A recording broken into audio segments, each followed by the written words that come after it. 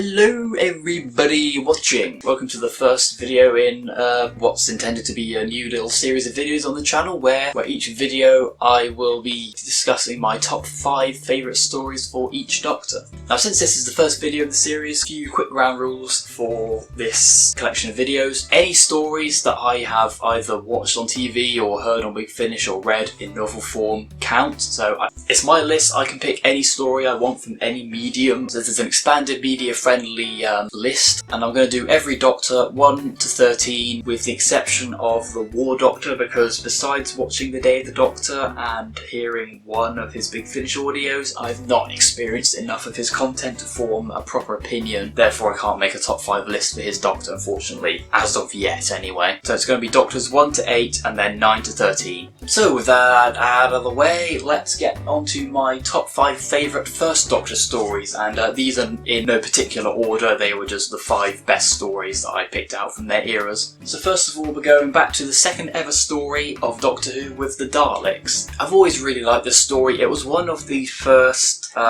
classic stories that I sort of properly delved into when I began collecting them on DVD. The whole beginning box set, which contains the first 3 stories in particular, is quite a nostalgic little collection of stories for me. And yeah, this big 7-part story that introduces us to the Daleks for the first time ever, I've always really liked it. It does drag on a little bit, and I can see why some people would prefer the other Hartnell Dalek stories over this one, because this one was like really early on, just sort of starting out, figuring out what the show was about and all that. But I think for the second ever serial in the show's history, they really did a pretty good job, and they really nailed a lot of the Doctor Who elements here in the early days, I think. And there's just a lot of great moments in this, you know, the whole escape scene in, I think it's part 4, the whole ending scene as well, or one of the last scenes anyway, where the Doctor and Susan are held captive and Ian and Barbara are helping the Thals break in while the Daleks are counting down to explode a neutron bomb, because fucking why wouldn't they be? Of course, it's the Daleks. You know, so the whole scene leading up to the Daleks' defeat, I think, is really tense and entertaining as well.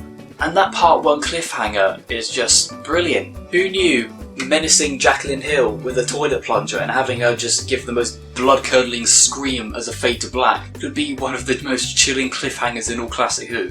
While a lot of people would prefer Dalek Invasion of Earth or The Chase, and I understand that, personally for me, I think The Daleks is my favourite Hartnell Dalek story. I think I even named it as my favourite Hartnell story overall a while back in a different video, so yeah, I really like it. Second up, we have the Aztecs. This is possibly one of the best pure historicals, if not perhaps the best pure historical. And it is widely regarded as being one of the best Hartnell stories as well, and I can see why. Just have the Doctor and co get temporarily stuck in 13th century Mexico with crazy Aztecs who think they can blow all their problems away by sacrificing like half their population to some made up god. It's brilliant. Genius idea to have Barbara be mistaken for the reincarnation of a goddess as well, and have the whole plot develop from there.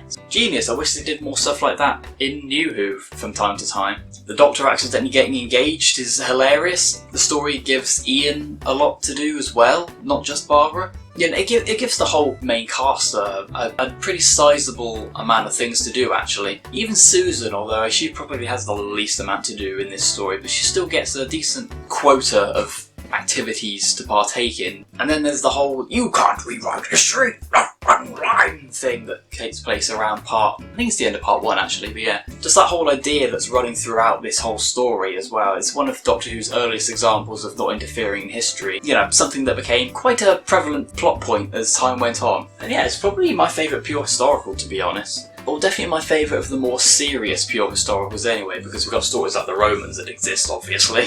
But yeah, and I think number 3 is going to be the Dalek Invasion of Earth, the second Dalek story. Quite often seen as the more popular of the Dalek stories from the Hartnell era. Like I said a couple of minutes ago, while it's not my personal favourite, I think it's really good. I wasn't too keen on it at first, gonna be honest, but I've really grown to like it more as time's gone on. I think it does still drag on a little bit, same with the Daleks as well, but honestly, if you can just get past a lot of Classic Who, especially in the 60s, dragging on, then there's a lot of good stories to be enjoyed there. And I'm really glad I did get over the whole slow pacing issue quite early on in my exploration of Classic Who, because Dalek Invasion of Earth is bloody amazing. The big return of the Daleks, and they have just invaded the Earth in full force. And this is the first time Doctor Who's ever done a massive scale Earth invasion story, and they pull it off brilliantly. There's a lot of stuff in this story that's being replicated even to this day in Doctor Who as well. Russell T Davies' Series 4 finale, for crying out loud, Stolen Earth Journey's End, borrows a lot from Dalek Invasion of Earth. You know, Daleks invading the Earth for one thing, obviously.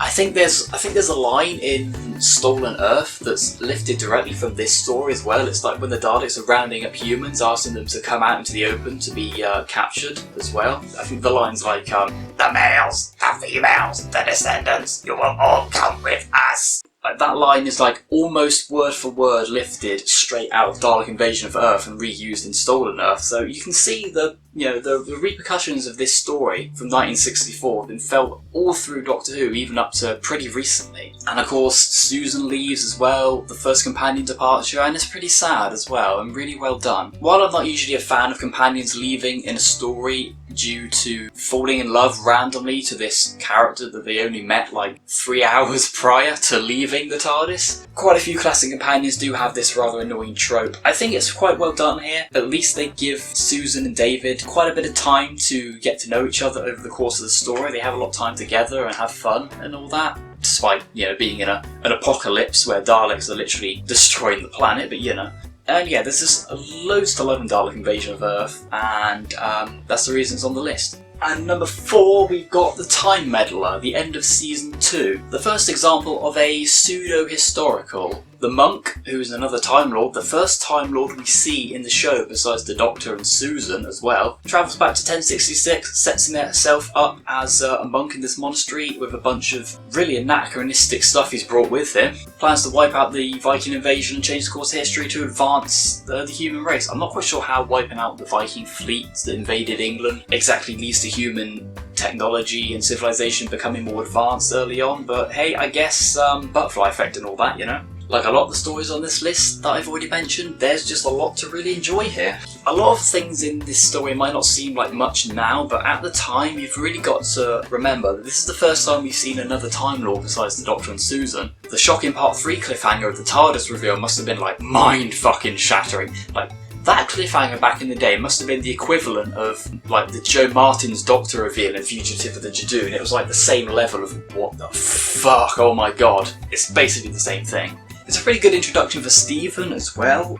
I quite like the setting as well, being on the Northumbrian coast in 1066. And just the sheer level of banter and sass that takes place between the First Doctor and the Monk is like, oh. It's kind of like a precursor to John Pertwee's Doctor and the Roger Delgado Master, actually. It's that kind of back and forth that you get between the two characters that are, yeah, they're quite clearly enemies, but you can see that they probably were friends at one point, or at least on friendly terms with each other. And yeah, it's probably one of the best historical stories in Classic Who that isn't a pure historical. I definitely recommend you go and watch it. It's probably my first ever William Hartnell story, actually, so maybe I just have a lot of nostalgia for it. I do genuinely believe it is one of his best, so there you go.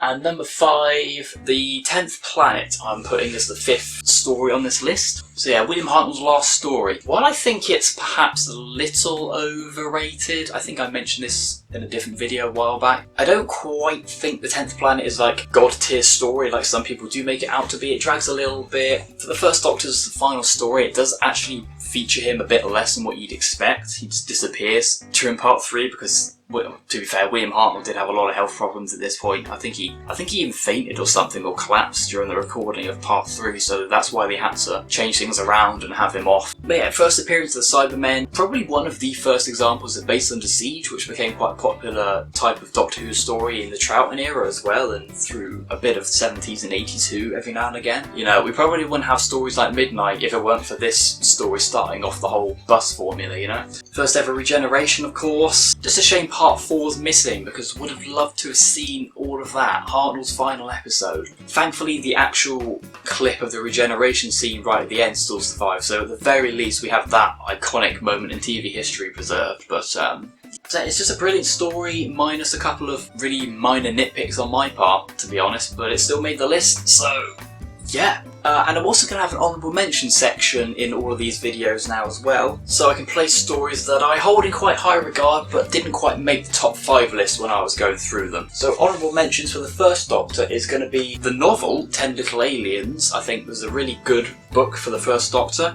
Basically what happens if you throw the First Doctor, Ben and Polly, into like a really grim, gruesome space marine type story, basically. And then going back to the TV series, honourable mentions also go to The Romans and The Chase. And yeah, that was my top 5 First Doctor stories, plus some honourable mentions. Feel free to list your favourite William Hartnell stories in the comments below. It can be your top 5, top 3, top 10 if you want. I don't know, just fucking whatever, comment whatever you want. Leave a like if you enjoyed and subscribe if you haven't already, and I will be back with a video sometime soon. But yeah, I definitely plan to continue this series in particular alongside my regular content that I've already been making, so we'll just alternate, I think. But yeah, until the next video, I will see you all soon. So yeah, bye for now, everyone.